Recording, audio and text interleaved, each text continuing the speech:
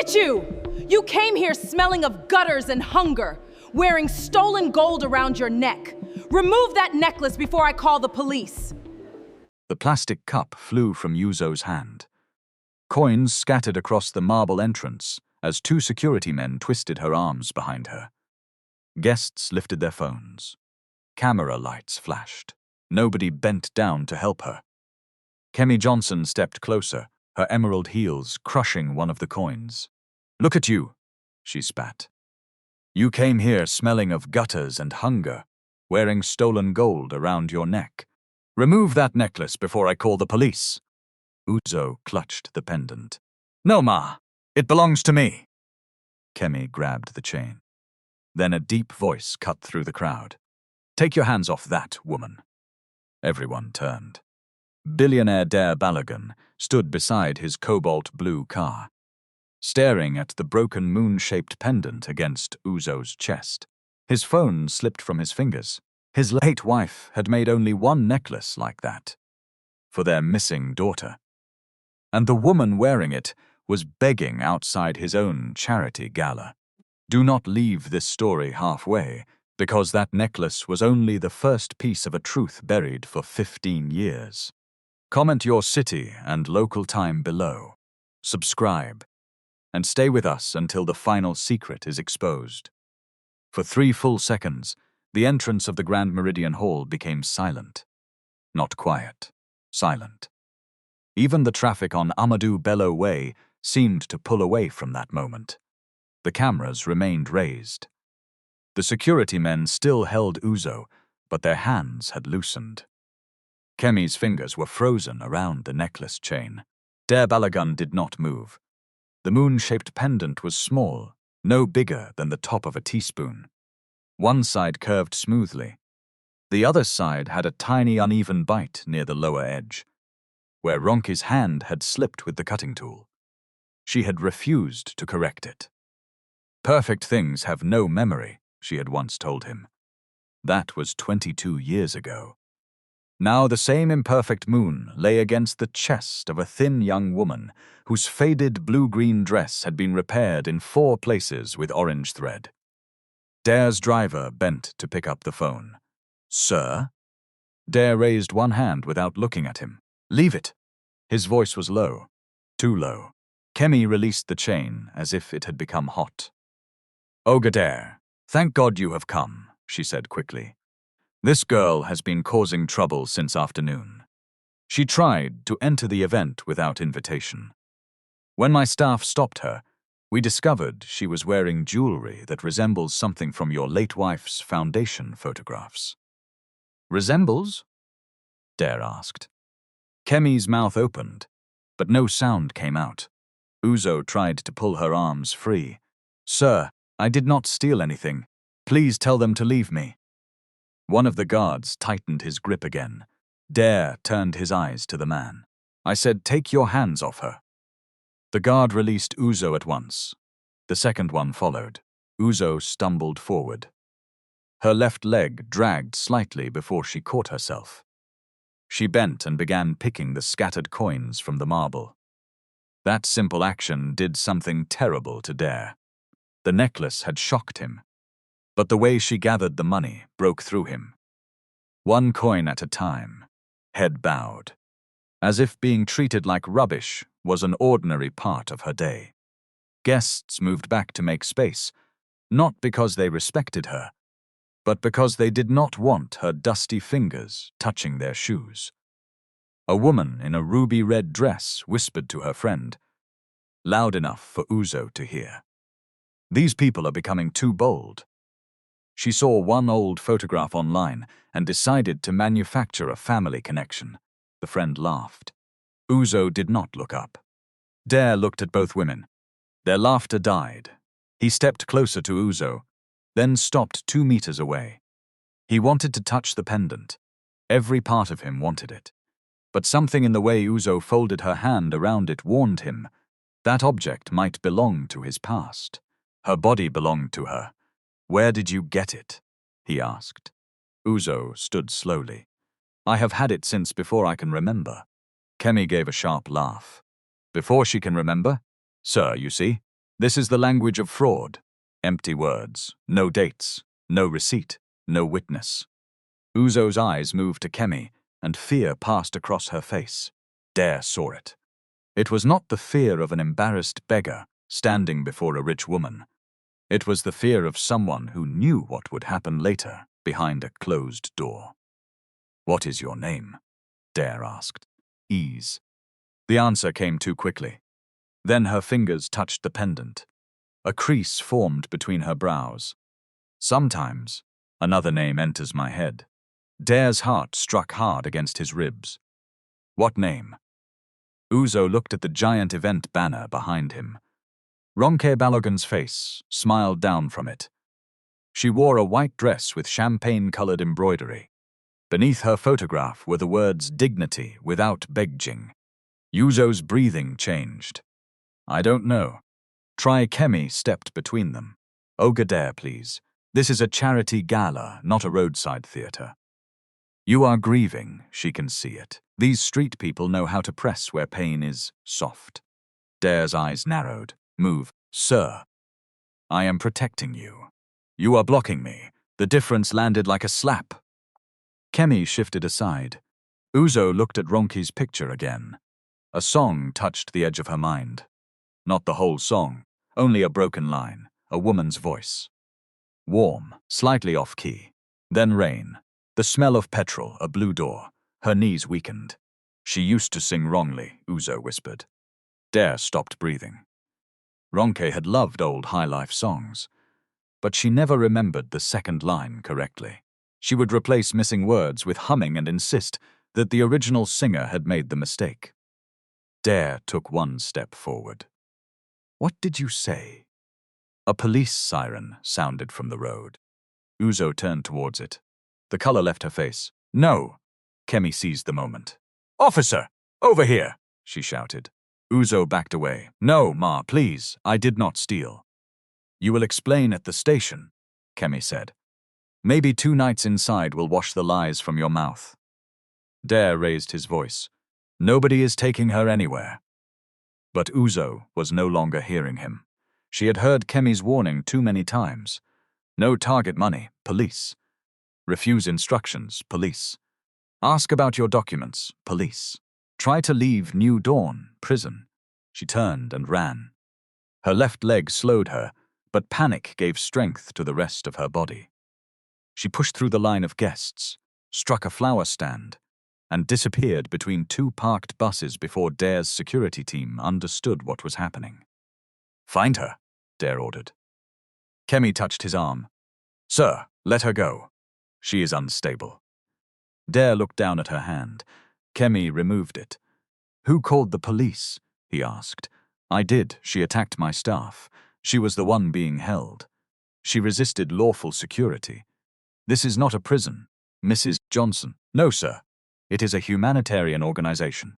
Dare's gaze moved to the banner carrying his wife's face, then to the crushed coin beneath Kemi's shoe. "Tonight," he said, "I am no longer sure there is a difference."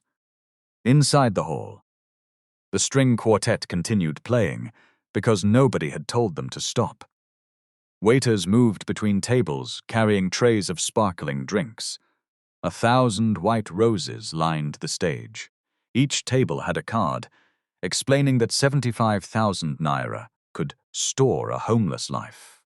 Dare had approved the wording himself. Now it made him feel sick. He entered through the service corridor instead of the red carpet. His chief driver followed, carrying the cracked phone. "Sir, the screen is damaged." "Keep it." "Should I call the office?" "Call the security control room. Preserve every camera recording from 6 o'clock until now. Nobody edits anything. Nobody copies anything except my legal team." "Yes, sir, and find the woman." "Ease." Dare stopped. The name felt wrong in his mouth. "Find her safely. Do not grab her. Do not surround her. One person should approach. A woman, if possible." "Yes, sir." At the far end of the corridor, Kemi stood close to Bode Daniels, the finance director of New Dawn. Bode wore a black dinner jacket that did not quite fit across his stomach. His forehead shone with sweat. Kemi spoke without moving her lips. Go back to Agege, now. The award presentation starts in 40 minutes. Forget the award. Bode looked towards Dare. What exactly did he see? The necklace.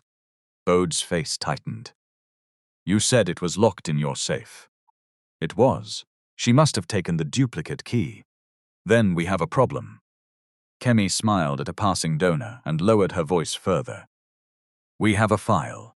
Problems are what files are for. Bode did not move. Kemi's smile vanished. Move her record before midnight. The old register too. Anything from 2011 with unknown female, clinic transfer, or the name Uzo. Bode swallowed. And if Dare's people reach there first, then pray they do not.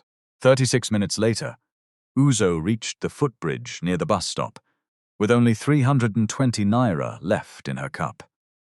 She had collected 1,980 naira before Kemi scattered it. She had managed to recover 620. Somebody had stepped on 2 notes. Another person had picked up a 500 naira note and put it in his pocket. Uzo had seen him. She had said nothing. She sat behind a newspaper stand that had already closed for the evening. Her chest rose and fell too quickly. The chain had cut a red line across the back of her neck. She touched the pendant. The image of the man in the cobalt suit entered her mind. His face had changed when he saw it. Not greed, not suspicion. Pain. She knew pain when she saw it. People who lived at New Dawn became experts in pain. They could hear it in the way somebody placed a spoon down. They could see it in a person who laughed too loudly. They could smell it behind expensive perfume. But expensive pain was still dangerous. It came with cars, lawyers, police, power. Uzo pressed both palms against her eyes. A woman's voice floated through her memory again. Always find your way home. The words were there, but she could not tell whether she remembered them or had read them somewhere. That uncertainty frightened her more than darkness. A pair of shoes stopped several steps away. Uzo jumped. A woman in a navy blue skirt and a plain cream blouse raised both hands.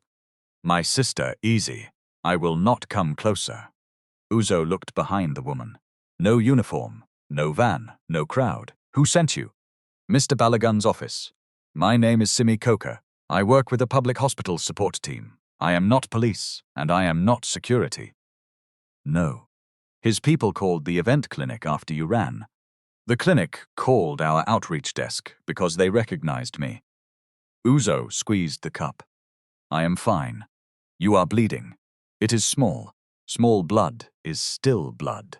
Uzo almost smiled, but the expression did not finish.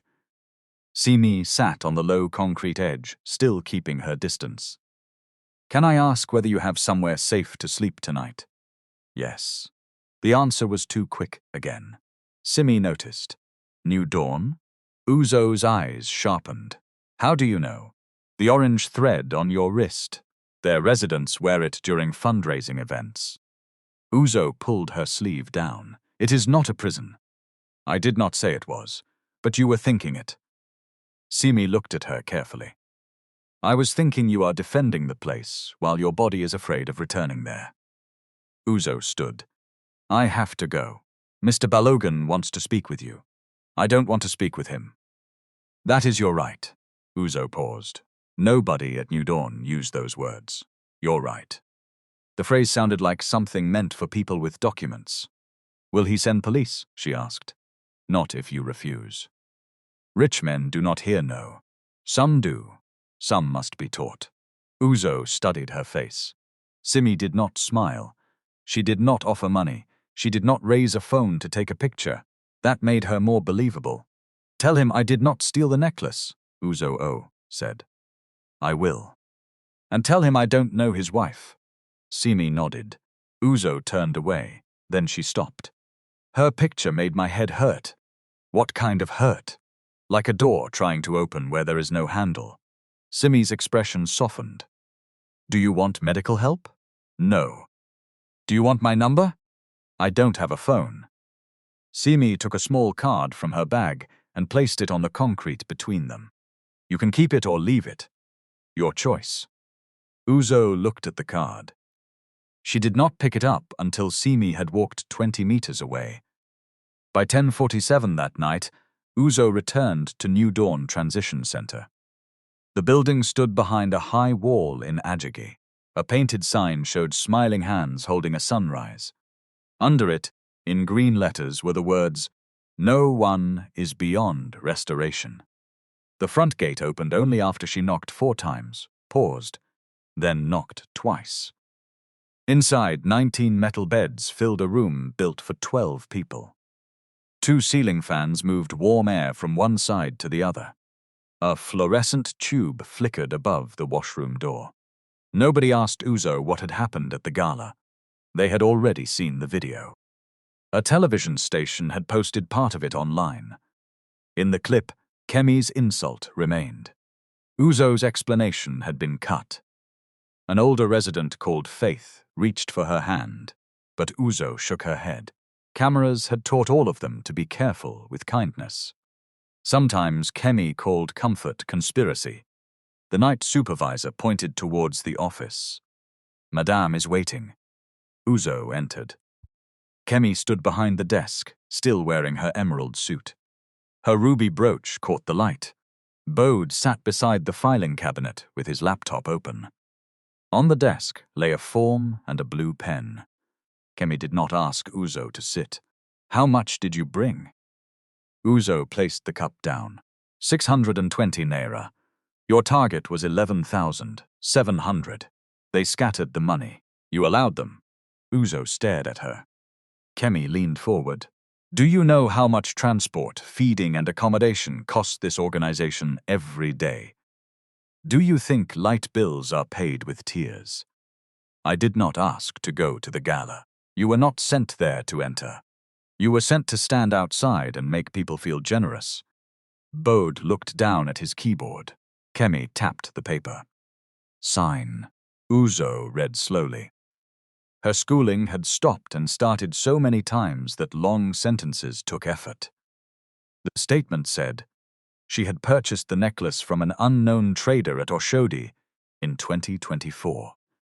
It said she had worn it to the gala after seeing Dare Balogun's picture online. It said she had falsely implied a family connection in order to demand money. Uzo pushed the paper back. "This is not true." Kemi smiled. "My daughter, truth is what you can prove. The necklace was with me before Oshodi. How many years? I don't know. Who gave it to you? I don't know.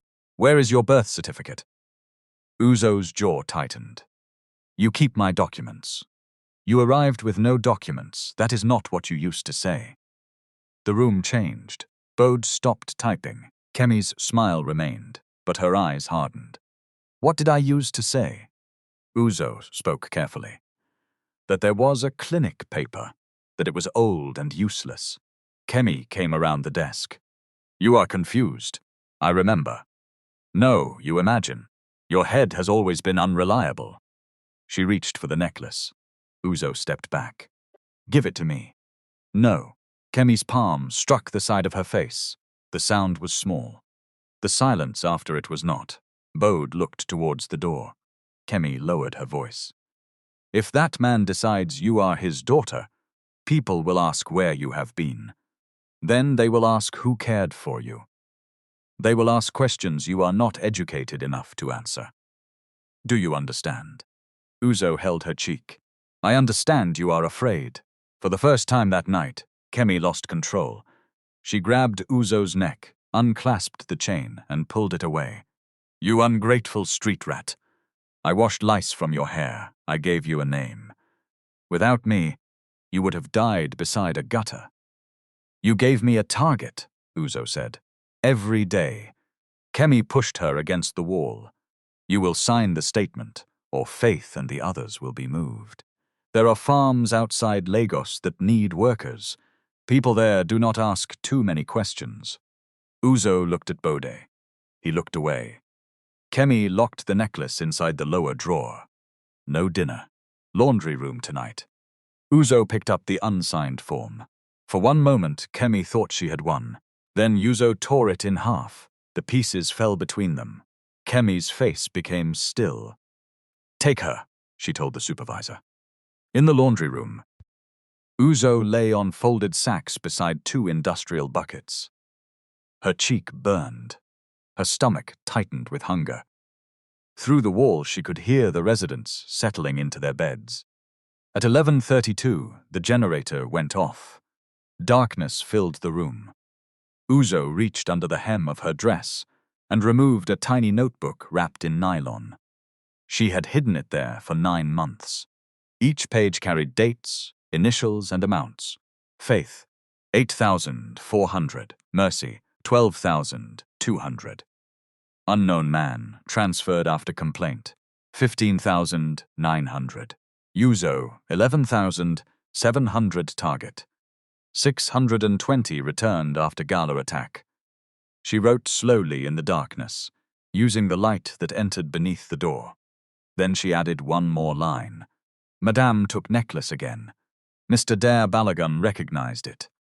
Across the compound, Bode stood alone inside the records room. The old register lay open on a metal cabinet. Its pages smelled of damp paper and dust. He found the entry beneath July 19, 2011. Unknown female, approximately 8 years. Head trauma, left hip injury. Golden coral necklace, responds to sound Uzo, transferred from Berger Roadside Clinic, received by K. Johnson. A photocopied note was clipped behind it. Possible match to missing person report. Family contact pending. Bode sat down. For 15 years, he had told himself he managed figures, not people. He had adjusted dates, moved donations, created invoices, and removed names. Numbers did not cry. Spreadsheets did not bleed. But the girl from the register had just stood in front of him. A woman now. Still nameless on paper. His phone vibrated. Kemi's message appeared. Burn it. Bode looked at the register. Then at the small metal waste bin. He struck a match. The flame trembled above the page, but his hand would not move. The match burned close to Bode's fingers. He dropped it into the empty bin. The flame died against cold metal. For a long moment, he stood there, listening to his own breathing. Then he closed the register, wrapped it in a plastic document sleeve, and carried it to the back of the cabinet. He did not destroy it. He did something almost as dangerous. He hid it. At 6:15 the next morning, Dare Balogun sat alone in the dining room of his Ikoyi house. The table could seat 18 people. Only one place had been set. He did not touch the food. A framed photograph stood on the cabinet opposite him. Ronki was laughing at something outside the frame. Uzo, 8 years old in the photograph, leaned against her side. Dare stood behind them with one hand on the child's shoulder. The photograph had been taken 12 days before the accident. On July 18, 2011, heavy rain had flooded part of the expressway near Berger. Ronka's younger cousin had been driving Uzo home from a lesson. A fuel tanker lost control. 3 vehicles collided. One burned. Another overturned into a drainage channel. The cousin died at the scene. Uzo disappeared. Witnesses reported seeing an injured child carried away by 2 people before emergency workers arrived. The reports contradicted each other. One witness said, the child wore yellow. Another said blue. One said she was unconscious. Another said she had walked. Dare spent 19 months following every rumor. He paid private investigators in Lagos, Benin City, Cotonou, and Accra. He visited hospitals where unidentified children had been treated. He funded billboards. He announced rewards. He answered more than 400 false claims. Then the calls became cruel. People sent photographs of strangers. Some demanded money before revealing information. One man brought a child to Dare's office and insisted she was Uzo, though the child was clearly older and spoke only French. Dare began to distrust hope. Ronki did not. She kept searching until grief became part of her posture. After her death in 2022, Dare locked away most of the old case files. Not because he had stopped loving Uzo. Because every document felt like another failure wearing paper clothes. His legal director entered with a tablet and 2 folders. "Sir, we preserved the gala footage." Dare looked up. "Did you find her? Our outreach contact saw her near the bus stop. She refused transport and returned to New Dawn." Was she safe? She was frightened. There was a mark on her neck from the chain. Dare's jaw tightened. What do we know about the organization? The legal director placed the first folder on the table. New Dawn Transition Center was incorporated in 2013. It claims to provide emergency shelter, identity recovery, vocational training, and addiction support. Your family foundation has funded it for 6 years. How much? 84,317,000 naira in total. Dare stared at the figure. The number was exact. That made it worse. Who approved the grants? The foundation board. You signed the last 3 renewals. What proof did they submit? Photographs, activity reports, feeding records, vocational certificates, and testimonials. Independent audit. No external audit specific to resident outcomes. Interviews with former residents. NAR recorded. Identity documents restored. The director hesitated. The reports mention 211 successful cases. Names? Redacted. National identification numbers. Not included. Adhesis after discharge. Not included. Dare pushed the food away. So we paid for photographs. Sir, that may be too strong. No, it may be too accurate. He opened the second folder. Inside were screenshots of the video spreading online. Street beggar claims billionaire. Dead wife gave her gold. Mentally unstable woman attacks charity founder. New Dawn saves thousands, but 1 resident worm against them. The footage had been cut just before Dare ordered the guards to release Uzo. In one version, Kemi's voice had been removed entirely. Dare read the comments. Fraudster. Drug addict. Gold digger. Lock her up. He stopped. Who released the footage? We traced the first upload to a public relations account that has worked with New Dawn. Dare stood. Freeze all foundation payments to them. Issue a preservation notice for their records. Not a public accusation. Not yet. Sir, tonight's gala has more than 600 donors. If this becomes public before we verify, it is already public. Only the truth is missing. He turned towards Ronki's photograph and found Yusuf Bello. The legal director looked surprised. The legal aid lawyer? Yes. He has criticized your foundation before. That is why I want him. By 8:30, Uzo was back on the road. Kemi had given her a different dress and ordered her to work near a food distribution point in Yaba. The location was deliberate. Cameras often came there in the morning, and Kemi wanted fresh footage of Uzo begging after her supposed attempt to enter the gala. Smile when people give you something, the supervisor warned. Do not squeeze your face like suffering belongs only to you. Uzo sat near a cracked wall with her cup between her feet. Her cheek was swollen, the necklace was gone. Without it, her chest felt strangely cold. People recognized her. A young man approached with his phone already recording. Are you the billionaire's missing daughter? Uzo turned her face away. Talk now. You were making noise yesterday. I did not say I was anybody's daughter. So why did you wear the necklace? It is mine. The man laughed and turned the camera towards himself. You people can hear her. She says Billionaire gold is hers. Lagos is a film. Another woman came closer and reached for Uzo's neckline. Where is it? Let us see whether it is even real. Uzo slapped the hand away. The woman shouted. See this dirty beggar. She wants to fight me. Within seconds, 6 phones were pointed at Uzo. Someone called her mad. Someone threw a sachet of water at her feet. Then a black SUV stopped across the road. Dare stepped out. He was not wearing the cobalt suit. He wore a plain white shirt with the sleeves folded once. No convoy entered behind him. No cameras from his office followed. Still, people recognized him. The phones turned. The mood changed. Those who had been insulting Uzo now adjusted their faces.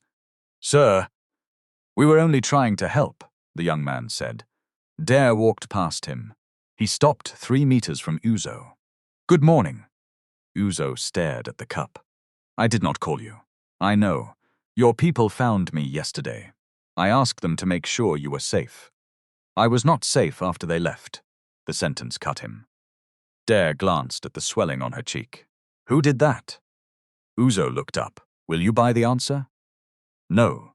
Will you send police?" "If a crime was committed, I will support whatever you decide to report." "Yes." Uzo gave a bitter smile.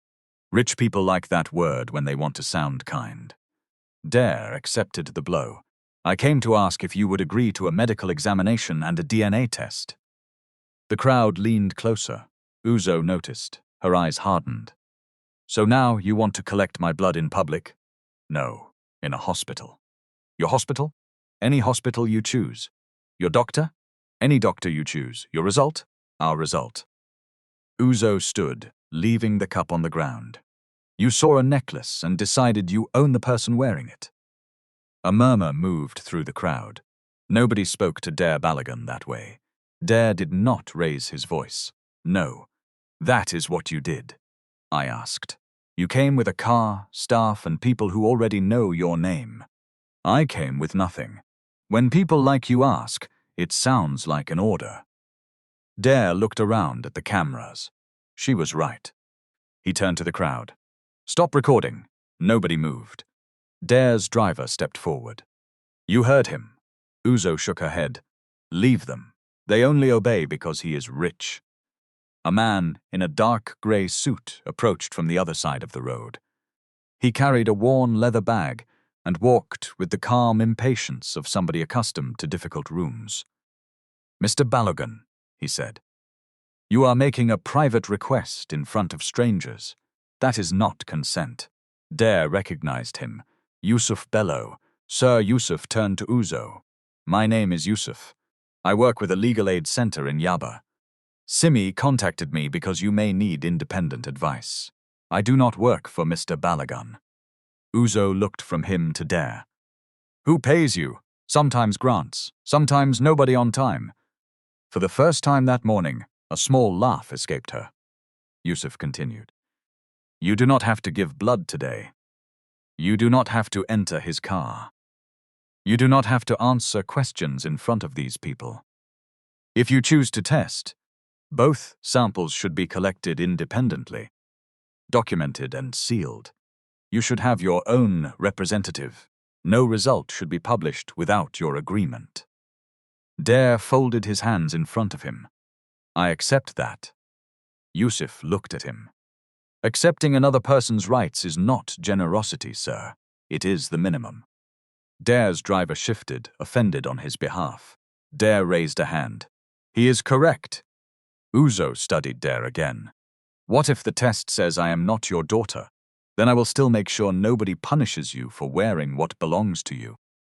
What if it says I am?" Dare's voice weakened. "Then I will ask what you want. Not take you home. Not restore you to your place. Ask." Uzo heard the difference, but she was not ready. "No test today." Dare nodded. "All right, no following me." "All right, no photographs." He looked at the phones around them. "All right." Uzo picked up her cup and walked away. Dare watched her until she disappeared behind the food trucks. Yusuf remained beside him. "You expected her to be grateful," the lawyer said. Dare did not deny it. "I expected her to want answers." She may want answers. That does not mean she trusts the man asking the questions. I searched for 15 years, and she survived 15 years. Those are not the same story. Dare closed his eyes briefly. "No," he said, "they are not." At New Dawn, Kemi watched the entire encounter through a live stream. She switched off the television and turned to Bode. "You failed to destroy the record." Bode kept his face still. "I burned the loose pages." "The register?" "Damaged beyond use." Kemi stepped closer. "Do not lie to me. I am not." She stared at him for several seconds. Then she smiled. "Good. Because people who become weak at the wrong time usually discover that weakness is expensive." She placed a flash drive on his desk.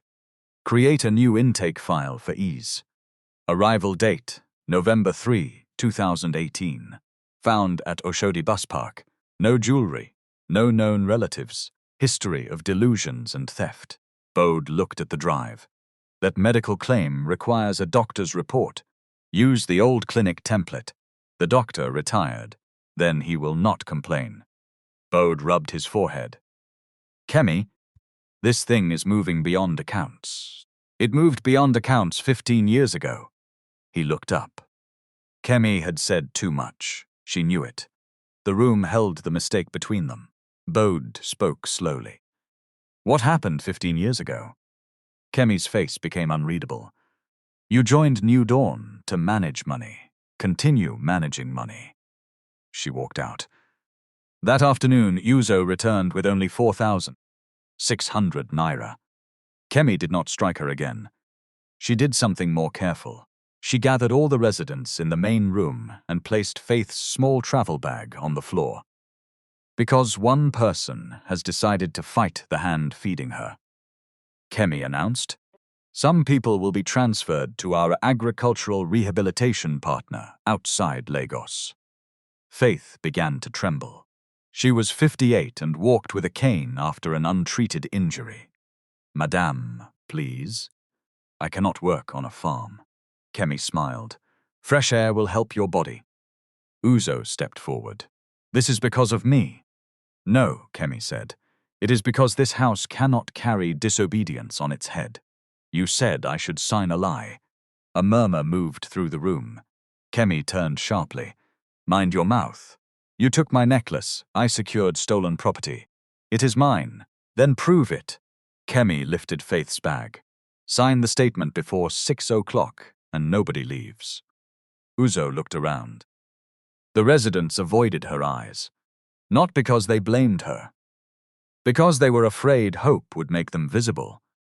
That evening, while the others queued for food, Uzo went to the office corridor. The supervisor had left the key ring beside the medicine cabinet while answering a call. Uzo took it. Her hands shook so badly that the first key fell twice. The third opened Kemi's office. She entered and closed the door without locking it. The necklace was in the lower drawer. Uzo took it first. Then she saw a green file with her name, East Johansson. The surname made her stomach turn. Inside were documents dated 2018. Fresh paper, fresh ink. A medical report claiming she suffered from persistent delusions, compulsive lying, and kleptomania. The doctor's signature had been photocopied. Uzo photographed each page using an old phone she had hidden beneath the laundry shelves months earlier. The phone belonged to a former resident who had been transferred without warning. She opened the next drawer. There were lists, daily targets, collections, punishments, transfers. Besides some names, Bode had written initials and bank references. Uzo took photographs until the phone memory warning appeared. Then she found a folder marked UB2T111. Empty. Only one yellow note remained inside. Clinic record moved to old archive. She heard footsteps. Uzo put the folders back, but the green file caught against the drawer. The door opened before she could close it. Kemi stood there. Behind her were the supervisor and Bode. Kemi looked at the necklace around Uzo's neck, then at the phone in her hand. "Search her," she said. Uzo ran towards the window, but the supervisor blocked her. Bode caught her wrist. She twisted, kicked the chair aside and pushed the phone beneath a stack of folded medical aprons onto trolley near the door. The movement lasted less than a second. Nobody saw Simi enter the corridor outside. She had come for a scheduled welfare visit that New Dawn could not openly refuse. As the trolley was pushed past her, Uzo reached through the doorway and gripped one apron. Simi looked down. Uzo's eyes moved once towards the hidden phone. Then the supervisor dragged her back. Simi said nothing. She placed her hand over the apron pocket. Inside, something hard pressed against her palm. Kemi smiled at her from the office. "Miss Coker, hope no problem?" Simi returned the smile. "No problem, Ma, but there was a very big one." Simi carried the trolley down the corridor without changing her pace. Kemi remained at the office door, watching. The phone in the apron pocket felt heavier than any medical equipment Simi had ever carried. She could hear voices behind her. The supervisor was demanding that Uzo empty her dress pockets. Bode was saying the office camera should be checked. Kemi's voice stayed calm. That calm frightened Simi most. People who shouted often wanted fear. People who spoke softly while causing harm usually wanted control. At the washroom corner, Simi turned left instead of right. She entered the small consultation room assigned to visiting health workers, locked the door and removed the phone. The screen was cracked. No password. The gallery contained 137 photographs. Simi opened the first. A list of names and daily amounts. The second showed punishment notes. The third showed a forged medical report for Ease Johnson. The fourth showed a bank transfer from New Dawn to a company called Sunrise Agricultural Support Limited. The fifth showed another list with the word transfer beside 6 residents. Simi stopped breathing for a moment. She photographed the phone with her own device, then sent a message to Yusuf. "Do not call. Urgent evidence. Possible unlawful detention and document fraud. I need secure collection." The reply came 20 seconds later. "Leave with original device. Do not confront. I am seeking emergency preservation order." A knock sounded. "Miss Coker?" Kemi called. Simi placed the phone inside the lining of her medical bag. "Yes, Ma." "You have not completed the welfare checks. I am coming." When she opened the door, Kemi stood close enough for Simi to smell her perfume. "Did any resident give you something?" Kemi asked. Simi looked at her directly. "Yes." Kemi's eyes sharpened. "What?" "A complaint about stomach pain." The two women held each other's gaze. Then Simi smiled. "Would you like to see my clinical notes, Ma?" Kemi stepped aside. No need. Inside the office, Uzo stood with both hands on the desk. The supervisor had searched her. The necklace was back in Kemi's drawer. Bode was checking the security footage, but the camera angle did not show the trolley pocket. "Where is the phone?" Kemi asked. "I don't know. You were holding it. You said my head is unreliable." Kemi's jaw tightened. Bode looked away to hide the smallest movement at the corner of his mouth. Kemi saw it. "Everybody out," she said. When only Bode remained, she closed the office door. "You think this is funny?" "No. You think because Dare Balogun has entered the matter, you can suddenly grow a conscience." Bode's face became pale. "I have done everything you asked." "Not everything. I created the file. Where is the old register?" "I told you. You told me a story." Kemi leaned across the desk. "Listen to me. When that girl came in 2011, New Dawn did not exist. We were operating from 3 rooms behind a church. We had no license, no proper staff, no records that could survive investigation. Children came and went. Adults came and went. Some relatives collected them. Some were moved to work placements. Nobody asked too many questions." Bode's voice shook. "You knew her family was looking for her." Kemi stared at him. "I saw the missing person notice 6 days after she arrived." "And you said nothing?" "If I had taken her to the Balogun family, they would have asked where she had been. They would have examined our books. They would have found every person we moved without consent. Do you understand what that would have done? It would have stopped you. Kemi slapped him. Bode remained seated, a red mark spread across his cheek. Kemi's voice dropped. Do not become righteous after eating from the same plate for 9 years. She turned away. The girl had head trauma. She could not give a full name. By the time her memory improved, the newspaper search had reduced. We changed locations. Life continued. Her life did not continue. She ate. She begged for you. She survived because of me. Bode looked at the account statements on his screen. No, Kemi. You survived because of her. She faced him again. Find that phone. At 4:20 that afternoon, Yusuf filed an emergency application supported by Simi's statement and copies of the photographs. He requested preservation of records, independent access to residents, protection against transfer, and authority for social workers to inspect the center. He did not request permission to remove Uzo against her will. That distinction mattered. At the same hour, Dare convened an emergency meeting of the Balogun Family Foundation Board. 9 people sat around a polished table overlooking Lagos Lagoon. On the screen behind Dare were photographs from New Dawn's funding reports. Residents smiled while holding certificates. Kemi stood beside them in emerald dresses, green suits, and carefully chosen head wraps. The board chair cleared his throat. Dare, before we damage a respected institution, we need to separate emotion from governance. Dare looked at him. You think I do not know that? I think a necklace connected to Ronke has placed you under pressure. Correct.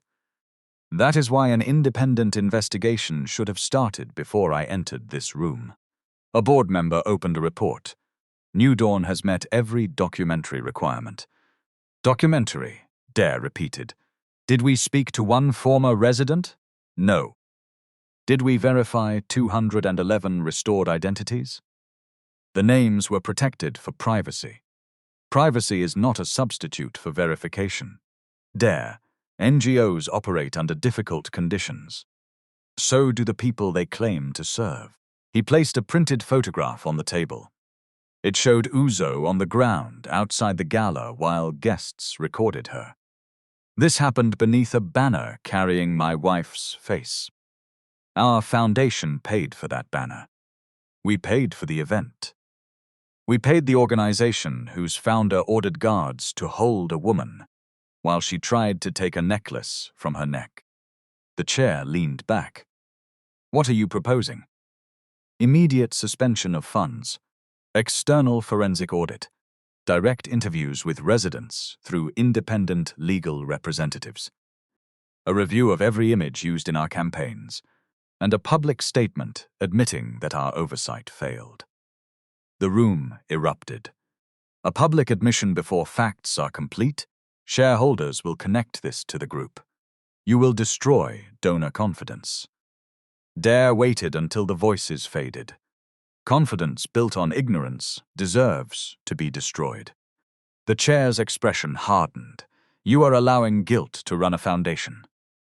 Dare looked at Ronke's name engraved on the wall. No, for 6 years, comfort ran it. That is worse. The vote passed by 5-4. At 7:12 that evening, Simi and Yusuf met Uzo in a small interview room at the public hospital. The emergency order had not yet been granted, but New Dawn had allowed Uzo to attend after Dare's foundation suspended payment. Kemi wanted to appear cooperative. A supervisor waited outside. Uzo sat with both arms folded. Yusuf placed the cracked phone on the table. You protected evidence for other people, he said. Uzo stared at it. I did not know whether Simi saw me. I saw you, Simi said. Did Madam search your bag? No, she will next time. There may not be a next time. Uzo looked at Yusuf. Can you stop Faith from being transferred? I applied for an order covering every resident currently registered at New Dawn. Registered? Yes. What about people they did not register? Yusuf paused. Uzo opened the notebook from her dress hem and pushed it towards him. Some names are not in their files. He read the first page. The amounts matched the photographed collection sheets. You recorded all this yourself? For 9 months. Why? Because when people disappear, Madame says they were never there. Yusuf's expression changed.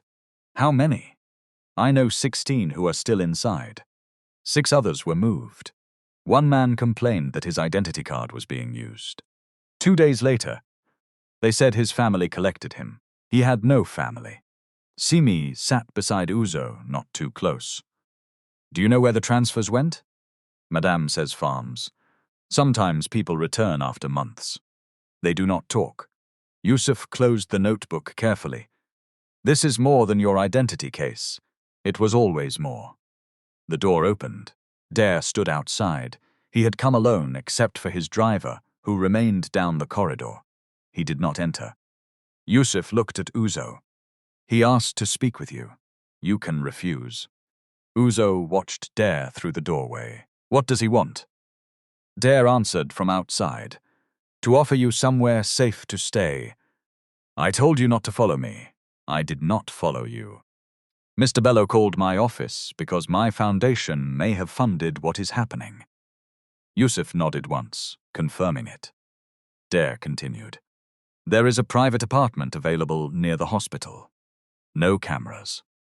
No staff from my house. Ms. Coker can supervise the placement if you want. Uzo looked at Simi. What about the others? The court application includes them, Yusuf said. That is not what I asked. She turned back to Dare. If I leave, Kemi will punish them. I can place security at the gate. Your security? Dare stopped. He understood the objection. Independent protection, then.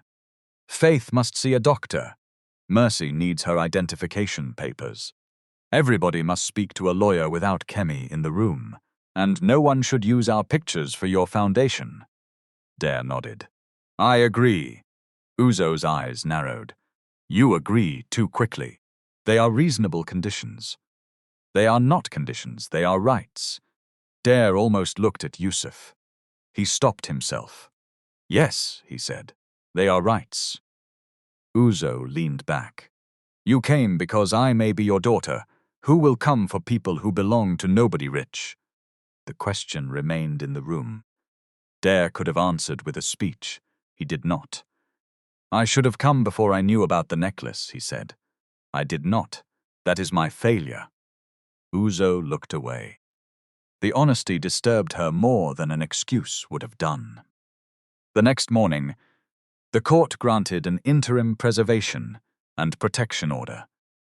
Independent social workers entered New Dawn with Yusuf's legal team and 2 police officers assigned only to secure records and prevent obstruction.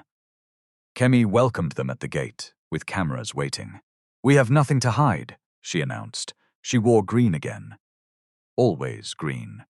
A color chosen to suggest growth, healing, and trust. Inside, filing cabinets had been rearranged. Computers had been wiped. Several residents' bags were packed near the back exit. Faith sat on a bed, clutching her cane. Kemi spread her hands.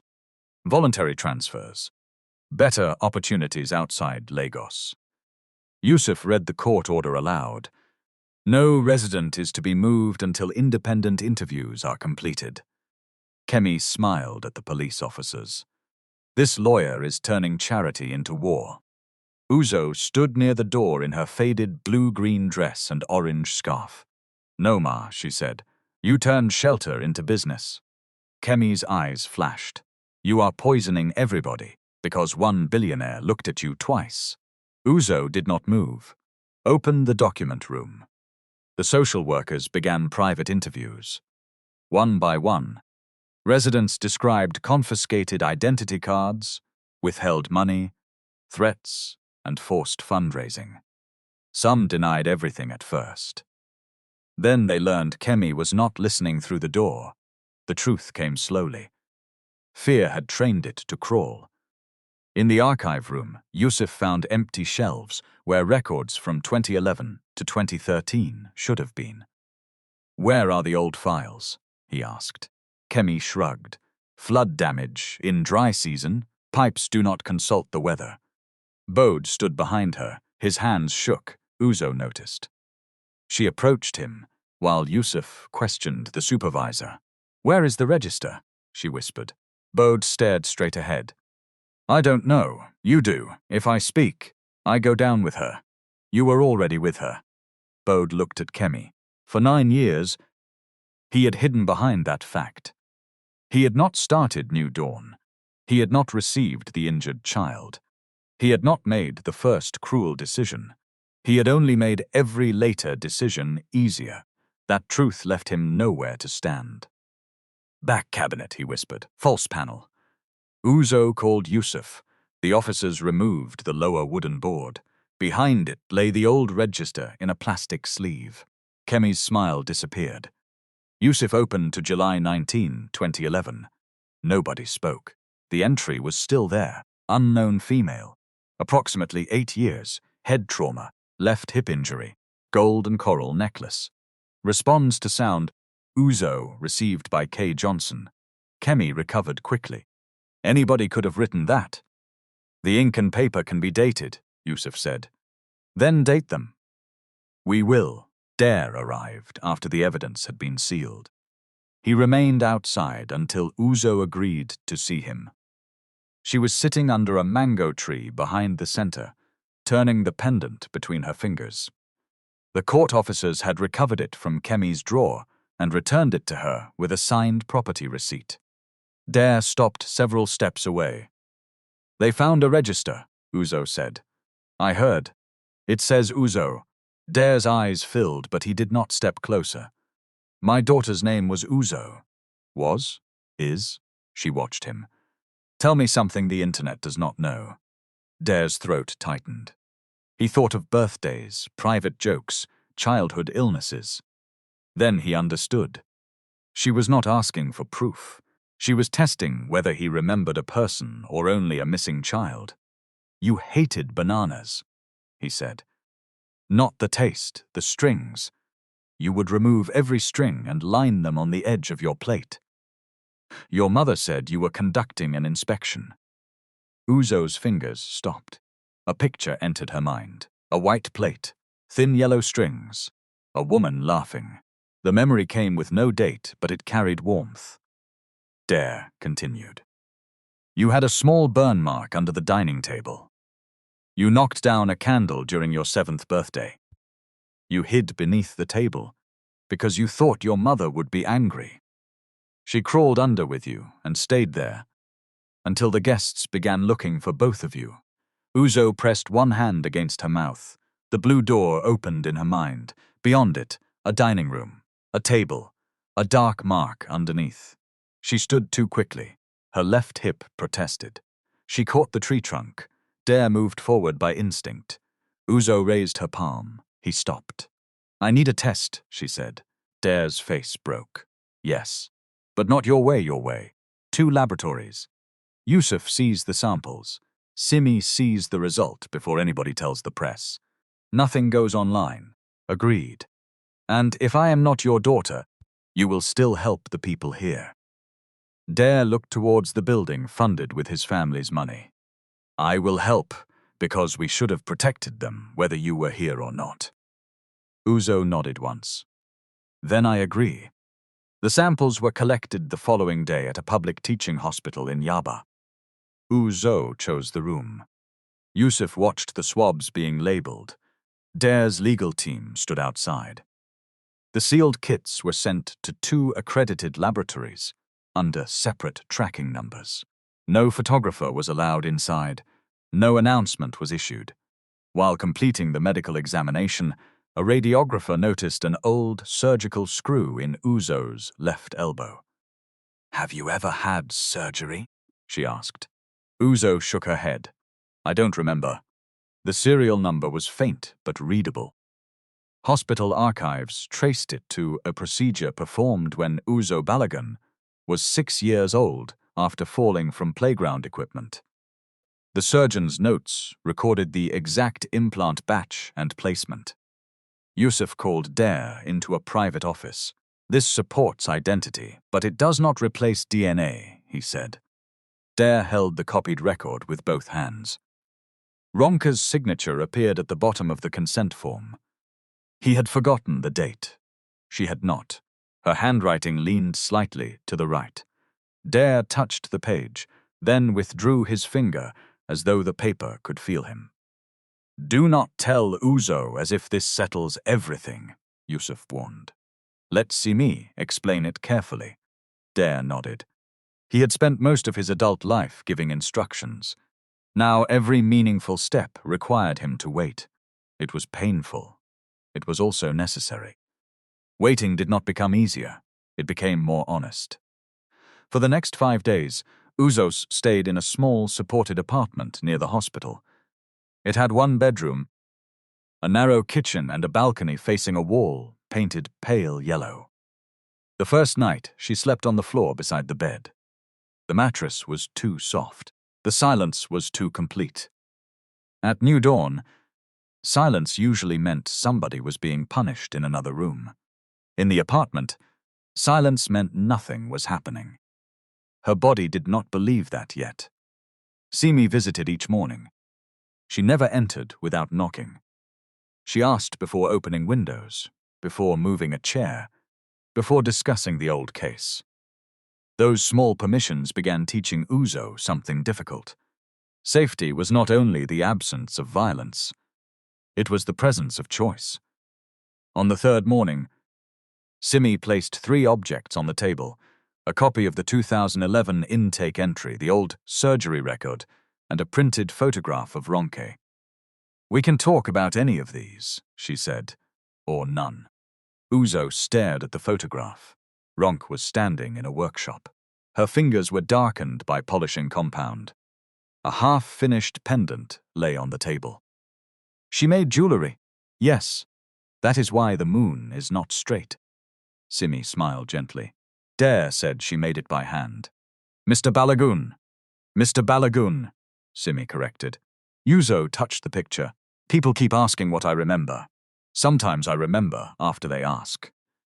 Then I don't know whether the memory is mine or whether they pushed it inside my head. That is a wise concern. So I may be lying without knowing. No memory after trauma can return in pieces. A smell may come before a face. A feeling may come before a date. Inconsistent memory does not automatically mean dishonesty. But we should not treat every fragment as proof." Uzo leaned back. "Then what is proof? Records, physical evidence, independent tests, multiple things that support one another. And what is memory for? To help you understand yourself, not to perform for people." Uzo looked again at Ronke. She sang 1 line wrongly. Simi did not ask which line. The restraint allowed the memory to come on its own. A woman's voice, a kitchen, rain beginning against glass. A child laughing because the singer had changed the words again. Then a different sound, metal crushing, dark water, pain in her hip. Uzo's hand closed around the table edge. Simi noticed. "Look at the yellow wall," she said. "Tell me 5 things you can see now." Uzo breathed. "The wall, your blue notebook, the cup, the window handle, my scarf, 4 things you can touch. The table, my dress, the chair, the necklace." Slowly, the room returned. That afternoon, Dare came with a sealed box of photographs and letters. He left them with Yusuf, rather than bringing them directly to Uzo. She chose 1 envelope. Inside was a letter Ronke had written on the 10th anniversary of the disappearance. It was not addressed to the public. It was addressed to Uzo. Ronke wrote about ordinary things. The mango tree had finally produced fruit. Dare still overcooked rice whenever the cook traveled. The blue front door had been repainted, though she had argued to keep the old color. She wrote that she did not know whether Uzo remembered them, hated them, or was alive somewhere under another name. She wrote that none of those possibilities could reduce her love. At the bottom were 7 words. "Always find your way home, my moon." Uzo folded the letter. She did not cry. Not then. Grief sometimes entered through tears. Sometimes it sat down quietly and refused to leave. When Dare visited the next day, Uzo allowed him into the apartment for 12 minutes. He sat on the chair nearest the door. She remained by the balcony. "Why did she die?" Uzo asked. "Her heart failed after an infection damaged it. Was she sick for long?" "Almost 2 years. Did she stop looking for me? No." "Did you?" Dare could have listed investigators, payments, posters, and kilometers traveled. Instead, he looked down. "I stopped looking in the right way." "What does that mean?" "I searched from offices, cars, and airports. I waited for people to bring information to me. I funded missing person programs. I attended meetings. But I did not learn how an injured child could become an it without documents in the same city where I lived." Uzo's voice sharpened. "You had money. Yes. You had police contacts. Yes. You had people. Yes. And I was begging less than 20 kilometers from your house." Dare's face tightened. "Yes. Then how could you not find me?" The question had no answer that could heal anything. "I failed," he said. Uzo looked at him for a long time. "You want me to forgive you because you admitted it?" "No, what do you want?" "To know you. If you allow it." She turned towards the wall. "Your 12 minutes are finished." Dare stood. At the door, he paused. "Thank you for giving me 12. After he left, Uzo locked the door and cried until her chest hurt. Not because she had forgiven him, because a man who might be her father had finally accepted that love did not erase failure. Across Lagos, Kemi began fighting for her public image. She arranged a press conference outside New Dawn. Behind her stood a row of former residents selected because they still depended on the organization for rent. Each had been given transport money and a prepared statement. Kemi wore a white blouse beneath a bright emerald jacket. "This campaign against New Dawn is an attack on Nigerian charity," she told reporters. "A vulnerable woman with a documented history of delusion has been manipulated by powerful interests. We will not allow wealth to destroy 15 years of humanitarian service." A reporter asked whether Uzo had been received by Kemi in 2011. Kemi smiled. "The authenticity of that alleged register has not been established." "Did you sign it?" "I signed many documents while volunteering in difficult conditions." "Did you recognize the necklace at the gala?" "I recognized stolen property." "How?" Kemi's smile weakened. The clip ended before she answered. By evening, her public relations team had released a second video. It showed Uzo pushing the office chair during the struggle, but not the supervisor grabbing her first. The caption called her violent. Dare's advisors urged him to respond with his own media campaign. He refused. "No photographs of Uzo," he said. "No childhood montage, no emotional music. We will speak only about the audit and safeguarding failures." One advisor frowned. "Sir, public sentiment is moving against her. She is not a product launch." But silence allows Kemi to control the story. "Then release documents we are legally allowed to release. Not her pain." The foundation published a 4-page statement admitting that it had failed to verify resident outcomes at New Dawn. It announced the suspension of grants, an external audit, and a compensation reserve to be managed independently if harm was confirmed. The statement contained one sentence written by Dare himself. "Charity without accountability can become another form of power over the people it claims to serve." Donors were angry. Some resigned. Balogun Meridian shares fell for 2 days. Dare did not withdraw the statement. Bode read it 3 times from his office. Then he opened the hidden accounting archive. He had copies of every transfer. For 9 years, he had preserved them as insurance against Kemi. He told himself it was prudence. In truth, he had known one day he might need to bargain for his own survival. Now the documents looked different. They were not insurance. They were the map of what he had helped steal. That evening, he called Yusuf from an unregistered number. "I have records," he said. "What records?" "Payments, false companies, resident collections, transfers. Who is speaking?" Yusuf remained silent. Bode swallowed. "You need a lawyer of your own." "I want immunity." "I cannot offer immunity." "Then I have nothing to say." Yusuf's voice became cold. "You already had nothing to say when people were harmed. Do not confuse delayed speech with courage." Bode closed his eyes. Kemi knew who Uzo was. Yusuf did not react audibly. "Can you prove that?" "There is a clinic nurse, retired. Kemi paid her to change part of the transfer note, but the clinic retained a duplicate ledger. Her name is in the vendor file under consultancy." "Where is she?" "Outside Ibadan. I have an address. Send it through a secure channel." "What do I get?" "The opportunity to stop making the damage worse." Bode laughed without humor. "That is not enough. For the people you harmed, it was more than you gave." The call ended. Bode sat in darkness for nearly an hour. Then he sent the address. 2 days later, Yusuf and an independent investigator located the retired nurse. She agreed to give a recorded statement through her own lawyer.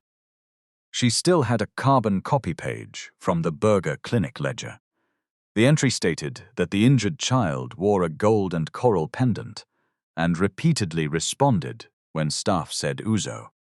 It also recorded that a missing person poster resembling the child had been shown to Kemi 6 days later. Kemi had signed beneath the note. The nurse admitted she had accepted money to remove that sentence from one later copy, but not from the carbon duplicate. The evidence was becoming a chain, a strong one.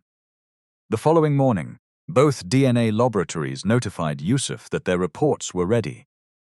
The envelopes arrived separately at his office. He called Simi. He called Uzo. He called Dare's legal representative. Nobody opened them alone. They met in a hospital conference room at 3:10 in the afternoon. Uzo sat between Simi and Yusuf. Dare sat across the table. 2 sealed envelopes lay in the center. Yusuf checked the tracking numbers and signatures. "Before we open these," he said, "Uzo, you still control whether the result is disclosed publicly. Mr. Balogun, you have agreed not to release it without her written consent." Dare nodded. Uzo touched the necklace. "Open the first." Yusuf broke the seal. He read silently. His eyes moved once towards Uzo. Dare gripped the edge of his chair. "What does it say?" Uzo asked. Yusuf placed the report flat. "The probability of biological paternity is greater than 99.99%. Dare closed his eyes. A sound escaped him. Not a word, not a sob. Something from deeper inside. Uzo remained still. "Second one," she said. Yusuf opened it. The result matched 2 laboratories, 2 separate chains of custody, the same truth. Dare stood, then stopped himself. Uzo watched him. He did not cross the table. He did not call her my daughter. He waited. She looked at the reports, the surgical record and Ronke's letter. Then she looked at him. "My name is Uzo," she said. Dare's mouth trembled. "Yes. But I was also Ease. Yes, you cannot throw that name away because you found me." "I will not." The room became quiet. Uzo's eyes filled. She wiped them with the back of her hand. Dare asked the question that cost him everything to ask. "May I come closer, sir?" Uzo shook her head. "Not yet." Dare nodded. "All right." The refusal hurt. His respect for it mattered more. That night, Kemi received word that the DNA results were complete. She did not know the numbers, but she knew enough. She called Bode. No answer. She called the supervisor. "Prepare the buses. The court order has an inspection date, not a permanent prison sentence. We are relocating for safety." "Where?" "The agricultural site." "At this hour? Do you want your salary this month?" By 1:15 in the morning, 2 white buses waited behind New Dawn. Residents were woken and ordered to pack. Faith cried as the supervisor pulled her blanket away. Uzo was not inside the center, but one of the residents had access to a basic phone issued by the independent support team. She called Uzo from the washroom. "They are moving us now." Uzo sat upright in the apartment. "How many buses?" "2. Do not fight them. Keep the call open." She called Simi, then Yusuf. Yusuf contacted the duty judge and the officers assigned to the preservation order. The recorded call from inside New Dawn supported an emergency extension. At 1:53, the buses began moving towards the gate. At 1:55, police vehicles and social service vans blocked the road outside. Kemi stepped into the compound wearing a purple wrapper over her nightdress. "This is harassment," she shouted. "I am moving residents for their protection." Yusuf held up the renewed order. "You are prohibited from transferring, threatening, or concealing any resident pending investigation." "They are leaving voluntarily." Faith spoke from the first bus. "No, sir, we are not." One voice became 3, then 10. The residents began stepping down. Kemi looked around at the people she had controlled for years. For the first time, they were speaking while authorities listened. Her power did not disappear in one dramatic moment. It cracked. The next day, Kemi announced that the annual Dignity Without Begging Awards gala would proceed as planned. She said she would use the event to expose a conspiracy against New Dawn. Her advisors begged her to cancel. She refused. A public stage had built her reputation. She believed a public stage could save it. Dare heard the announcement and made a decision that shocked his legal team. "Let the event proceed." Yusuf studied him. "You want a confrontation. I want the donors, board members, and media who applauded her to hear the evidence they ignored. Uzo must decide whether she appears." Dare nodded. "Ask her." Uzo listened to the proposal without speaking. Simi warned her that a public event could be emotionally overwhelming. Yusuf explained which evidence could legally be presented and which details had to remain confidential. Uzo looked at the orange scarf folded on her chair. "Kemi used cameras to make us look grateful," she said. "I want those cameras to record us telling the truth." "Are you sure?" Simi asked. "No," Uzo replied, "but I am choosing it." That was enough. The ballroom was full before 7 o'clock. 618 guests sat beneath crystal lights. Politicians, business owners, church leaders, influencers, and foreign donors filled the round tables. On the stage, a gold plaque waited beneath the words, "Humanitarian of the Year." Kemi Johnson stood behind the curtain in an emerald suit, with a ruby brooch at her throat. She looked perfect. That had always been part of her work. Outside the hall, former residents of New Dawn had been kept behind a side barrier. They had been invited as success stories, but nobody had asked what they wanted to say. Their photographs played across the screens in a soft slideshow. One picture showed Faith holding a bowl of rice. Another showed Mercy kneeling beside donated clothes. Another showed Uzo from 3 years earlier, thinner than she was now, smiling because Kemi had threatened to cancel dinner if she did not. Uzo saw the image from the entrance corridor. Her hands began to shake. Simi stood beside her. "You can still leave." Uzo breathed in slowly. No. She wore a clean blue-green dress and the same orange scarf she had used on the road. The necklace rested against her chest. Dare had offered jewelry from Ronke's collection for the evening. Uzo refused. She did not want to look transformed for people who had ignored her when she looked poor. Yusuf checked the document case one last time. The forensic auditor stood with him. 2 investigators waited near the back doors under instructions not to interrupt unless evidence was threatened or a lawful order was breached. Dare arrived in a cobalt blue suit and white shirt. He had removed his tie before leaving the car. He stopped when he saw Uzo. "You came." "I said I would." "Yes." He wanted to tell her she looked like Ronke. He did not. Uzo had heard enough comparisons. She deserved to enter the room as herself. "Are you ready?" Dare asked. "No." "Neither am I." For a moment, they shared something close to a smile. Inside, the master of ceremonies introduced Kemi with a voice full of admiration. For 15 years, this remarkable woman has carried the forgotten on her shoulders. Applause rose. Kemi walked onto the stage. She waited for the clapping to settle, then placed both hands on the podium. "My dear friends, charity is not easy work. When you lift wounded people, some of them will bite the hand lifting them." A few guests murmured agreement. Kemi continued. "In recent days, New Dawn has faced an attack built on lies, greed, and emotional manipulation. A woman we sheltered has claimed ownership of an heirloom connected to the respected Balogun family. She has been encouraged to weaponize the grief of a bereaved man." The screen changed. The edited video from outside the first gala began playing. Uzo appeared to push toward the entrance. Kemi's insults were missing. The guards grabbing Uzo appeared only after the clip jumped forward.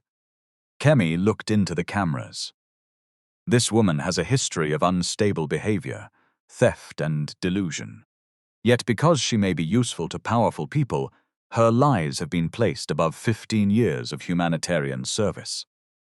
A reporter raised his hand. "Is she present tonight?" Kemi smiled. She was invited to face the truth, but people who manufacture stories rarely stand where evidence is waiting. The ballroom doors opened. Every head turned. Uzo entered first. The orange scarf caught the light. The broken moon pendant rested against the blue-green cloth. Simi and Yusuf walked several steps behind her. Dare entered last. A wave of whispers moved across the hall. Kemi gripped the podium. She recovered quickly. "Security," she said. "Remove that woman. She has already disrupted one event." 2 guards moved. Dare stepped beside Uzo. "Last time, you used security to silence her," he said. "Tonight, security will protect the evidence from you." The guards stopped. Kemi gave a short laugh. "Dare, this is not one of your boardrooms." "No," he replied. "In my boardrooms, people at least pretend to read the documents before clapping." A few guests lowered their eyes. Yusuf walked to the front. "Kemi Johnson, this presentation will remain within the limits of the active investigation. No confidential medical detail will be disclosed without consent.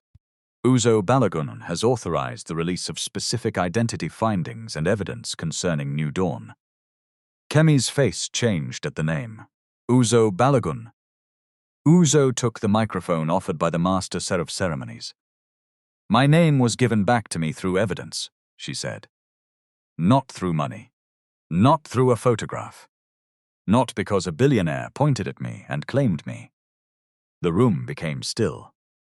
Yusuf placed 2 laboratory reports on the document camera. The screens displayed the tracking numbers, collection dates, and final conclusions. Personal genetic data beyond the necessary result had been covered. 2 independent laboratories, Yusuf said. Separate chains of custody. Both confirmed a biological father-daughter relationship between Dare Balogun and Uzo, with a probability exceeding 99.99%. A glass fell from somebody's hand. It struck the carpet and rolled beneath a table. Dare watched Uzo, not the crowd. Kemi shook her head. "DNA proves a relationship. It does not prove she was in my care in 2011. "Correct," Yusuf said. "That is why there is more." The screens changed to the old surgical record. The implant serial number, the date, and Ronke's signature were visible. The surgical screw found in Uzo's left elbow matches the implant recorded during a procedure performed on Dare Balogun at age 6. Dental comparisons also support the same identity. Kemi lifted her chin. Medical records can be obtained by rich people. Dare's face became cold. Yusuf did not react. The pendant was examined by the craftsman who supplied Dare Balogun's materials. He identified the hand-cut defect, the repair mark beneath the clasp, and the engraving inside the moon. The screen displayed enlarged photographs, RB to UB. Always find your way home. Several guests began crying. Uzo did not. She had not come to make them feel tender. She had come to make them listen. Kemi spread her hands. So the woman is his daughter. Fine. New Dawn sheltered her when nobody else found her. I should be thanked, not attacked. Uzo looked at her. You did not shelter me. You hid me. The screen changed again. The carbon copy from the Burger Clinic ledger appeared beside the New Dawn register. Kemi's signature was visible on both. A recorded statement began playing. The retired nurse sat beside her lawyer, speaking slowly. She described the injured child, the gold and coral necklace, the name Uzo, the missing person poster shown to Kemi 6 days later, the money later paid to alter one copy of the transfer note. Kemi stepped away from the podium. That woman is lying. The recording continued. The nurse held up the original carbon duplicate. Kemi pointed towards the technical desk. Turn it off. Nobody moved. Turn it off. Dare's voice cut through the room. Let it play. Kemi turned on him. You think you are innocent because you arrived late with lawyers? Where were you for 15 years? The accusation struck where she intended. A lesser man might have hidden behind anger. Dare walked to the stage. I was not where I should have been, he said. I searched for my daughter. But I did not understand the systems that erase people without documents. Worse, my foundation gave your organization 84 million, 317,000 naira without verifying what happened to the people in your care. The room stirred. Kemi stared at him. He continued. You committed the harm. We helped finance the conditions that allowed it. I will not hide that, because the truth embarrasses me. The foundation board chair lowered his head. The forensic auditor stepped forward. On the screens appeared payment trails, collection sheets, and company registration records. New Dawn reported resident street collections as vocational income. Funds were transferred through 3 companies connected to Bode Daniels and associates of Kemi Johnson. Multiple identity documents were retained without lawful authority. Several resident files were created or altered after the investigation began. Bode stood near the side aisle with his own lawyer. Kemi saw him. You. Bode could not meet her eyes. His lawyer handed a sealed drive to an investigator. Kemi's voice rose. He stole those records. Bode finally looked at her. I kept the records because I knew what we were doing. We? Kemi shouted. Do not stand there like a saint. You signed every transfer. Yes, Bode said. I did. The admission did not save him. It only ended the lie that he had been a harmless accountant. The auditor displayed Uzo's handwritten notebook beside New Dawn's bank deposits. Dates and amounts matched within small differences caused by food deductions and transport charges. Faith walked towards the stage with her cane. Kemi pointed at her. You should be grateful. I fed you. Faith stopped. You put food in my hand after taking money from the other hand.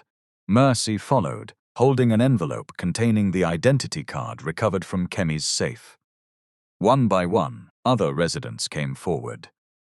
Independent social workers returned confiscated documents and personal property under signed receipts.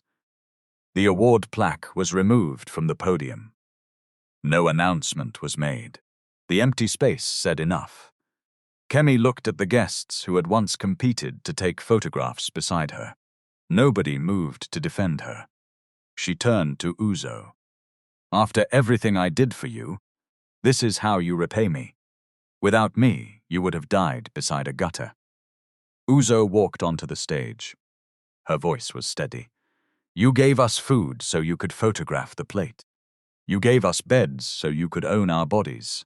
You called begging rehabilitation because the money entered your account. That was not rescue. She looked across the hall. It was business. The words landed harder than shouting. Kemi reached for the microphone. An investigator stepped between them.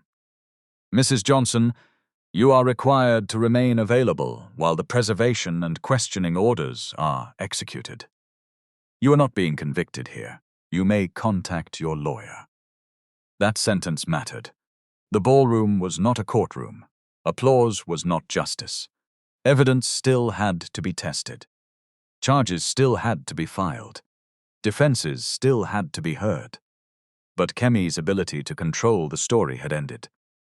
As investigators secured the records room and technical devices, reporters shouted questions. Dare's security team formed a path, but Uzo stopped before leaving. She turned to the cameras. Do not show the faces of residents who did not consent, she said.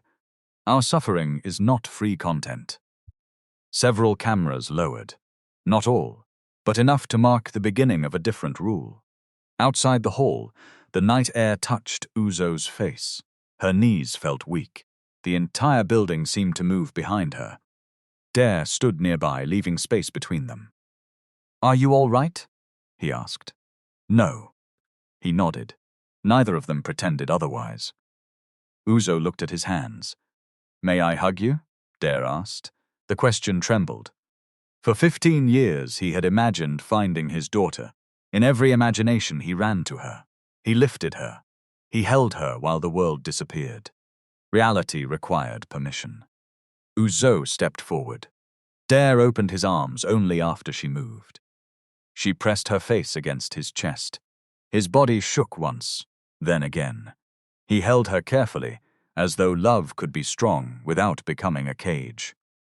For the first time since the accident, father and daughter stood in the same place, knowing the truth. That was not the end. It was the beginning of work. 11 months later, New Dawn Transition Center no longer operated under Kemi's control. A court-appointed administrator managed the building, while the criminal and civil cases continued. Assets connected to the disputed transfers had been frozen.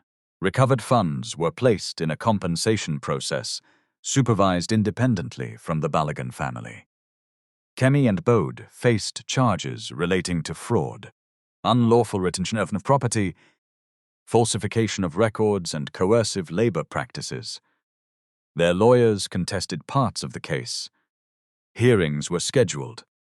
Witnesses received support before giving evidence.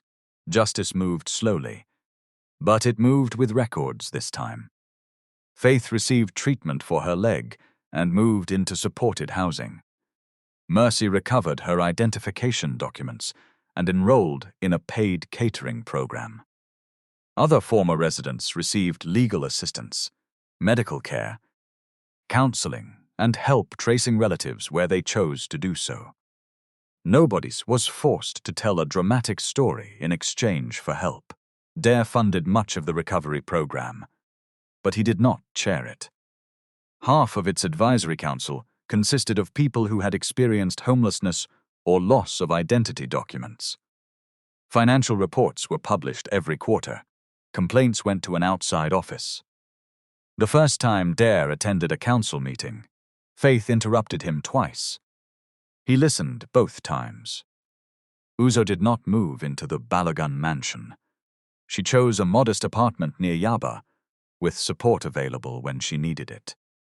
She began adult education classes 3 evenings a week. Reading long documents still took time, but she refused to let anybody summarize legal papers without showing her the originals.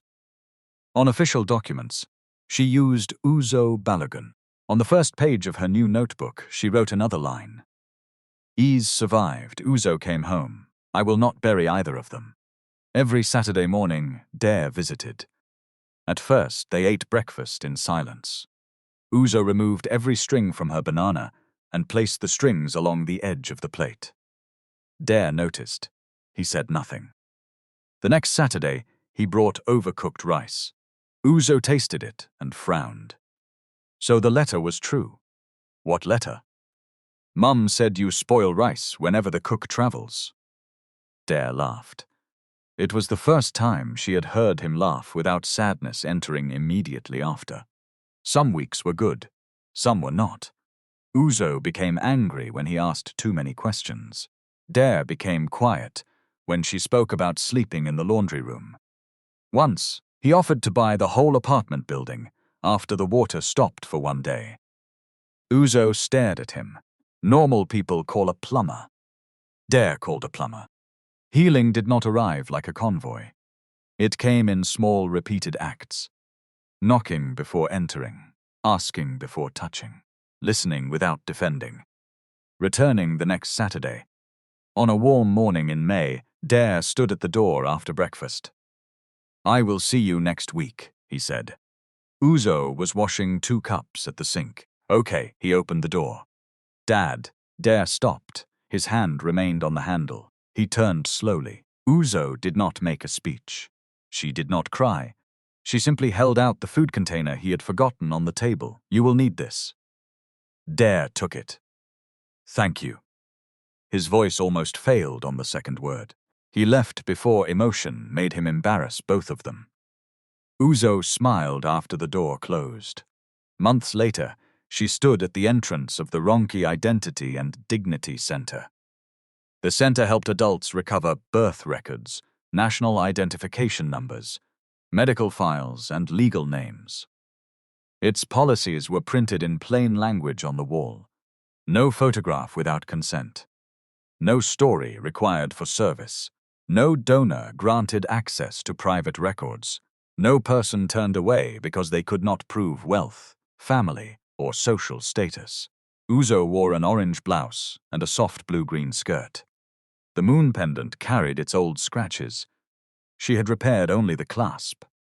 A woman in worn slippers stood outside the entrance, holding a plastic bag close to her body. She looked at the glass doors, then at the security desk.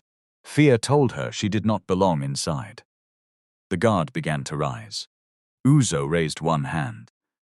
She walked to the woman herself and opened the door. "Come inside, Ma," she said. "You do not have to prove your worth before we listen to you." The woman stepped across the threshold. Later that afternoon, a donor arrived with a camera crew.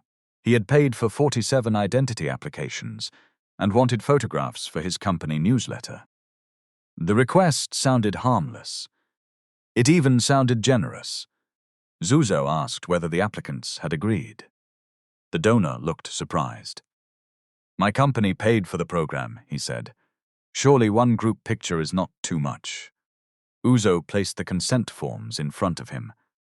"Payment buys the service," she said. "It does not buy people." The donor laughed as if she had misunderstood. "We only want to show the good work. Then photograph the work.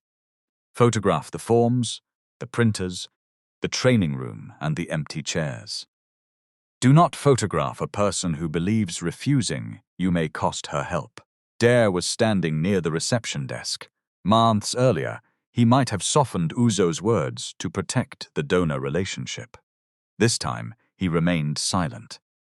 The donor looked at him. "Mr. Balogun, can you explain to her how sponsorship works?"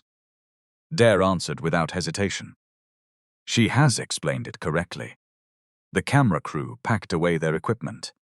The donor left irritated, but the 47 applications remained funded because the agreement did not allow him to withdraw support as punishment. Yusuf had insisted on that clause. Uzo watched the vehicle leave. "Do you think he will return?" she asked. Dare stood beside her, careful not to block the doorway. "Maybe not. Then we lost a donor. We kept a boundary." Uzo looked at him. The answer sounded like something Ronke might have said. She could not prove that. She did not need to. Some truths were not evidence for a court. They were simply signs that people were learning. At closing time, Uzo checked the day's register. 11 people had begun identity recovery. 3 had been referred for medical treatment. Two had declined to give any personal history beyond what the law required. Their refusal had been accepted without argument. That mattered. No music played, no cameras flashed. No rich guest stood nearby waiting to be praised. Yet in that quiet office, dignity was being restored in ways a gala could never display. And that was the lesson Uzo carried from the road into every room she entered after it. A necklace may open a door, but evidence must establish the truth. Trauma should be met with patience, not spectacle. Charity must answer to the people whose names it uses. And dignity must never depend on whether someone has a billionaire father waiting to recognize her. Because a human being does not become valuable when wealth claims them. They were valuable all along.